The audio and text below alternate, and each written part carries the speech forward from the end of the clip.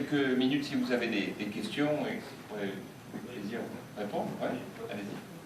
Moi je vous présente Martin de Schumacher en Poitiers, donc la société civile.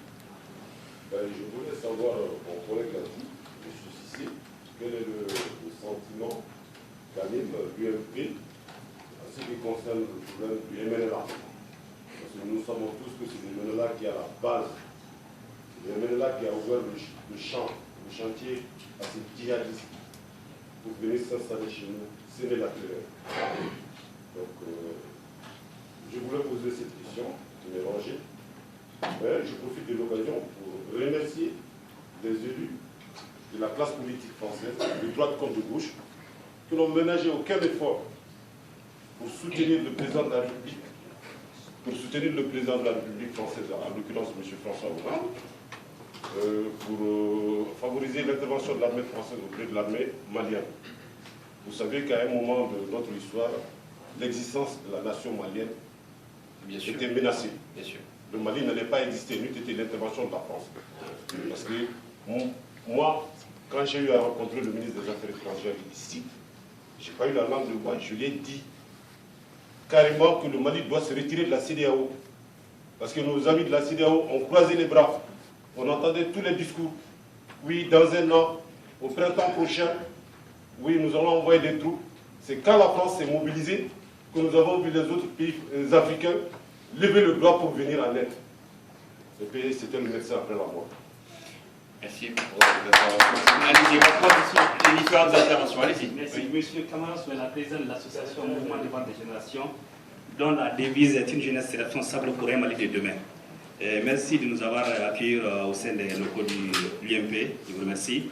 J'ai une question double, mais ma question se situe à l'après-guerre. L'après-guerre. Je sais que cette guerre militaire a déjà été emportée. La France, grâce à la France, le Mali peut se qualifier aujourd'hui, peut se dire que nous avons emporté une bataille, une guerre. Et le président du Niger, Tandia, a fait une déclaration officielle par rapport à la renégociation de ses contrats d'uranium. Le week-end dernier seulement, ça a été une déclaration officielle.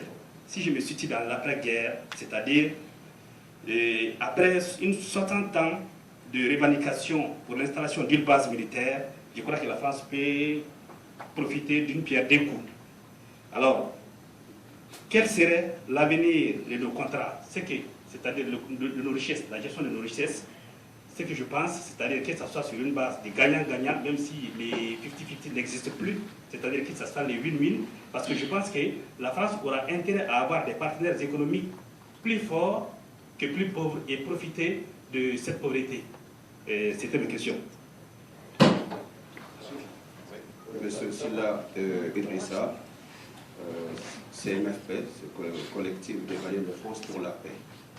En vous remerciant beaucoup, au même moment, je profite de remercier M. Toubon, qui était l'ancien maire du 13e où j'habite depuis 1970, et que j'en suis très reconnaissant de son passage au 13e, du travail qu'il a fait. Il aurait fallu le garder.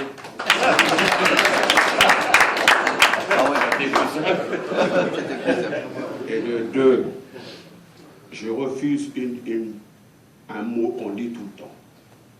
Les islamistes, les djihadistes. Ils ne méritent pas ce nom. D'être djihadiste, ça a un sens. D'être islamiste, ça a un sens. Mais on peut leur attribuer terroristes et criminels. C'est ça.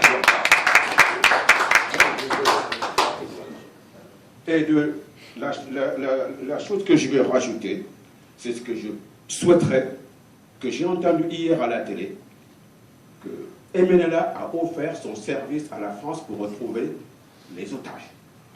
Cela ne devait jamais se produire, car il fait partie des terroristes, des kidnappeurs. Quand un voleur est parmi les chercheurs, on ne trouvera jamais. Merci, Monsieur le Président.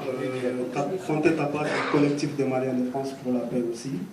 Je me suis dans la lignée de tout ce qui a été dit tout à l'heure par rapport au remerciement pour l'Union républicaine que la France a manifesté lors de cette occasion. Ma question, ça revient à ce que M. Cissé vient de dire tout de suite. Parce que nous, ça fait une année que ce collectif est mis en place, on ne sait pas. Et Dieu sait qu'il fut un temps, nous n'avons pas du tout eu accès aux médias. On a essayé de faire savoir aux uns et aux autres, parce qu'aujourd'hui, tout le monde se soucie des règlements de compte au Mali.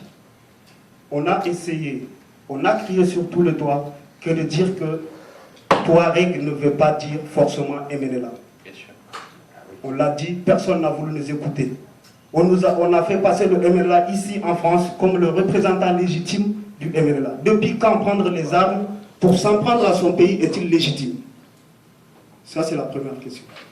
Quel est le moyen que l'UMP peut donner à la communauté malienne pour continuer cette sensibilisation, pour dire à la communauté internationale que le MNLA constitue qu'une infime partie de la communauté touareg? Ça, c'est ma première question.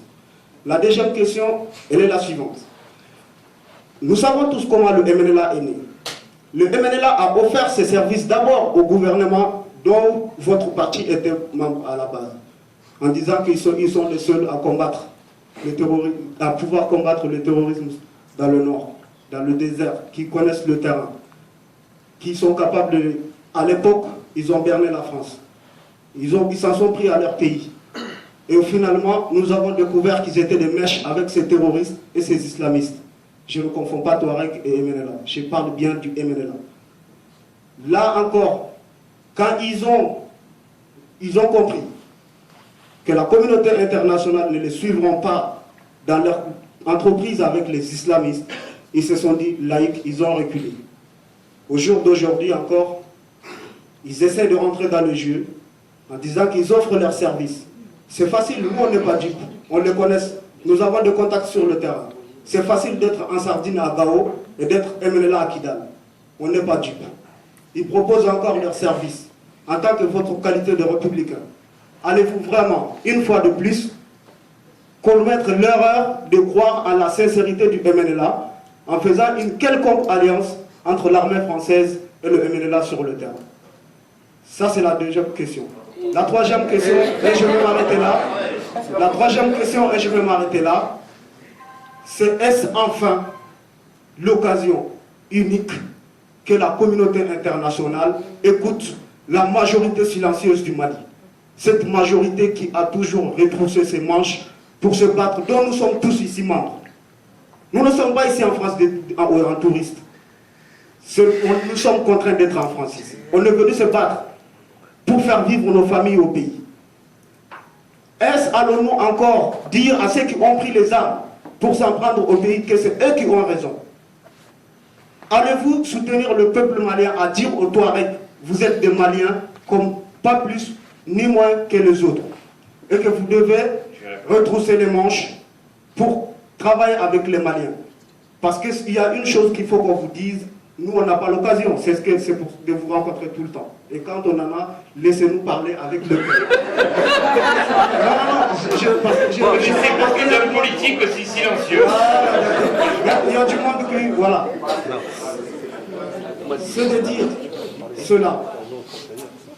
Accorder une quelconque faveur au MNLA, accorder une quelconque faveur au MNLA sera un antécédent dangereux pour l'ensemble du Mali. Voilà, parce que le problème de développement, ce n'est pas seulement dans le nord, c'est dans l'ensemble du Mali. Et nous pensons, nous voulons pouvoir compter sur la France pour préparer l'après-guerre. Je vous remercie. Hey, faites passer le micro par là. Monopolisez pas. Une ou deux dernières questions, parce que après je voudrais répondre et puis qu'on conclue quand même. Hein? Bah si. Eh, par là, là. On donne la parole. 2 minutes, s'il vous plaît. 2 minutes. Le micro. Justement, c'est ce que j'étais en train de dire. Allez, voilà. Et il n'y a que la gauche qui parle, il y a la droite qui veut parler. Là, vous prenez par les Allez, tiens, Eva. Je propose encore une question, comme toutes les questions. C'est pour Renan. Une question et puis après je vais répondre. Ah bah non, c'est... Non, j'ai demandé pour lui. Moi j'avais une question, j'ai pas une question en fait, c'est juste une... Vas-y, va, on va pas y arriver. Allez. Bonjour, je me présente, je m'appelle Sila Mariam, je suis chargée de mission auprès du Conseil des Maliens de France qui est représenté par Amélie Diarra. Et donc voilà. Et je représente aussi l'association EJM Espace Jeune pour le Mali. C'était juste, comme tout le monde l'a fait, c'était un remerciement, de remercier l'armée française de nous avoir soutenus dans cette guerre. Et donc je voulais juste souligner aussi que les femmes, il ne faut pas oublier les femmes, faut vraiment, nous on est des associations, on essaie vraiment de se battre pour qu'il y a des femmes qui ont souffert, il y a nos sœurs qui ont été violées, il y a beaucoup de choses qui s'est passé avec l'intrusion de ces terroristes que je qualifie comme le monsieur non de djihadistes ni d'islamistes. Et donc voilà, nous on veut vraiment se battre pour la cause des femmes. On a eu l'occasion de rencontrer Madame Najat Vallaud-Belkacem un jour sur la ville de Montreuil, avec l'amicale des Maliens de Montreuil. Donc on a beaucoup parlé sur ce sujet-là. Mais nous, aujourd'hui, la question qui nous tient à cœur, c'est vraiment les femmes et les enfants. Ces familles déplacées qui ont dû quitter leurs terres, qui ont dû quitter tous leurs repères pour aller se mettre dans des camps de réfugiés. Et nous, c'est vraiment ces personnes déplacées, ces femmes déplacées qui nous inquiètent aujourd'hui. Donc voilà. Merci beaucoup. Si vous le permettez, je vais répondre globalement à tous ces éléments et puis peut-être conclure. Je voudrais vous proposer qu'on se revoie parce que malheureusement cette tragédie n'est pas prête de s'arrêter et que je souhaiterais qu'on puisse... Bon, écoutez, peut-être alors une dernière, et puis ces gars savaient que malheureusement je ne pouvais pas rester plus d'1 heure et demie, je suis obligé de m'abandonner après. Donc, bon, alors la dernière. Bonsoir à tous. Monsieur le Président, avec votre permission, j'aimerais qu'on adresse 1 minute de silence au capitaine Damien Boiteux qui a sacrifié sa vie pour libérer les Mali.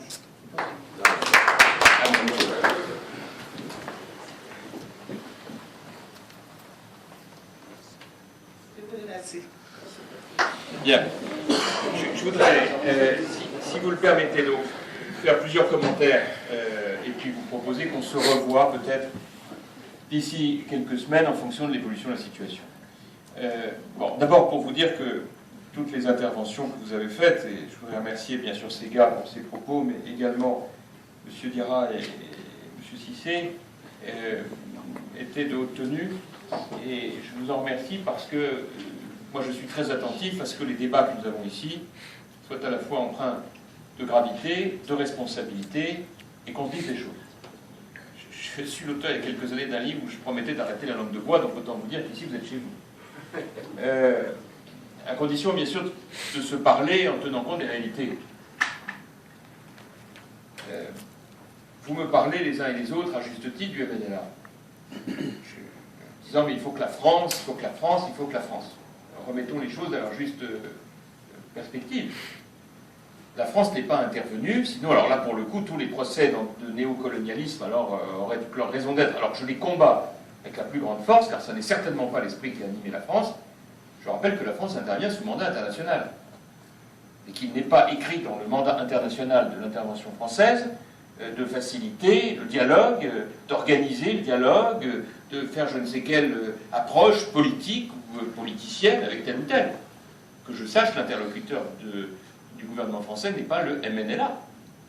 Il ne l'a jamais été, n'a pas vocation là. Vous dites pourquoi est-ce qu'on a laissé, mais c'est pas la France qui peut porter une telle responsabilité. C'est l'ensemble de la communauté internationale, à supposer qu'elle ait eu le moindre moyen d'intervenir.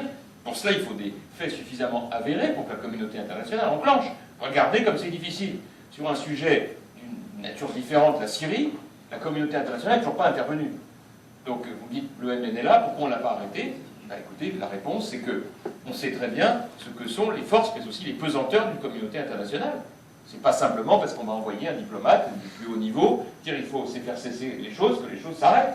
Ou alors là, c'est vous qui faites de la langue de bois, et je ne peux pas le croire un instant. Vous savez très bien que malheureusement, ces phénomènes existent, qu'il y avait des influences extrêmement fortes, qu'elles ont conduit à cette catastrophe, et que, comme vous, je souhaiterais que parfois on intervienne avant les catastrophes. Le problème, c'est que c'est jamais comme ça que ça marche, ou rarement.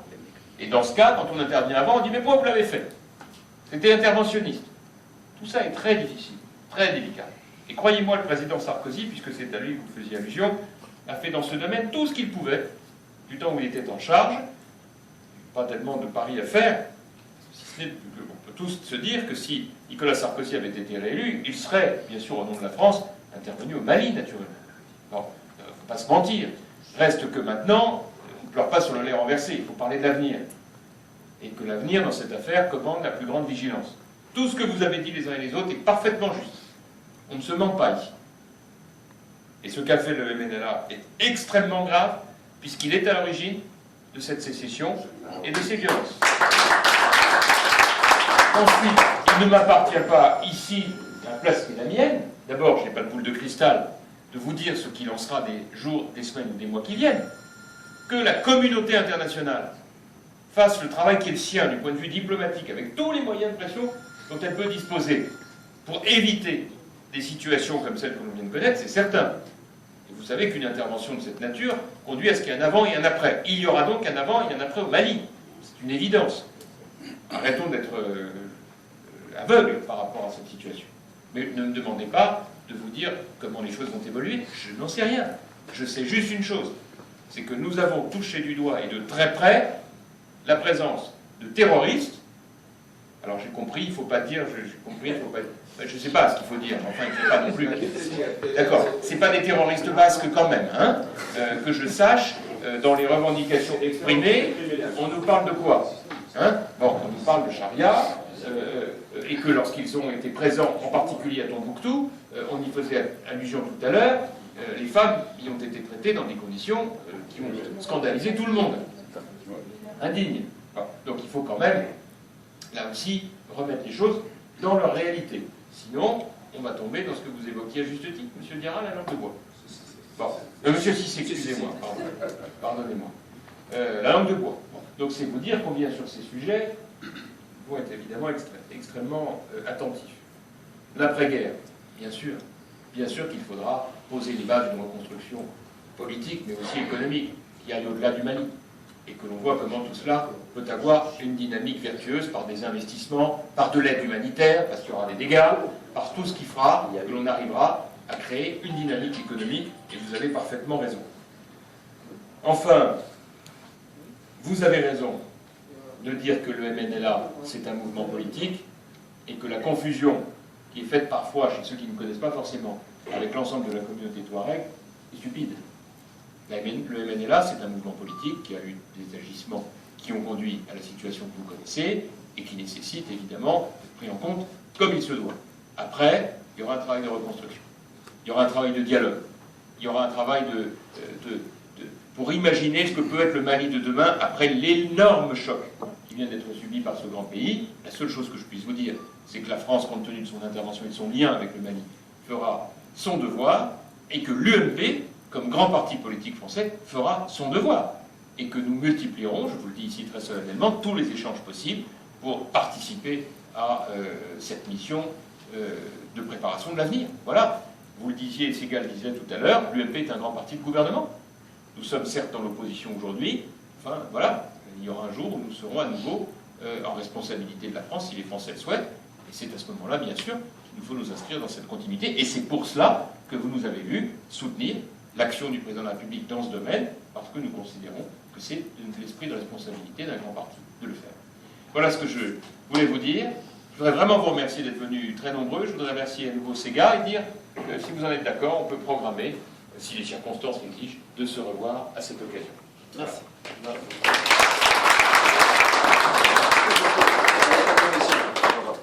Je voudrais dire deux choses très pratiques. L'une en direction de Jean-François et de la direction de l'UMP.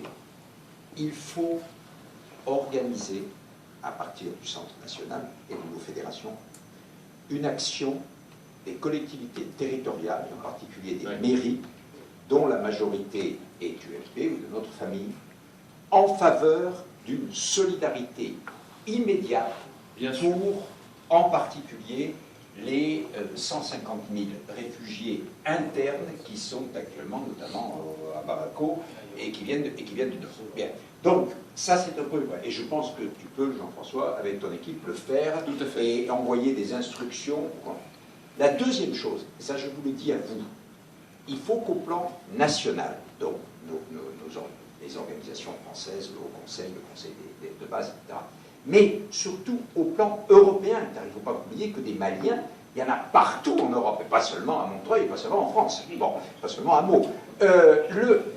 Il faut que vous organisiez des démarches auprès de la communauté européenne. C'est extrêmement urgent pour l'action humanitaire aujourd'hui, mais c'est surtout extrêmement urgent, parce que l'Union européenne est en train de mettre au point son programme pour l'aide au développement dans les années qui viennent. Il faut que vous soyez présents. Il ne faut pas que ce soit fait uniquement par les diplomates excellents de la France et d'ailleurs.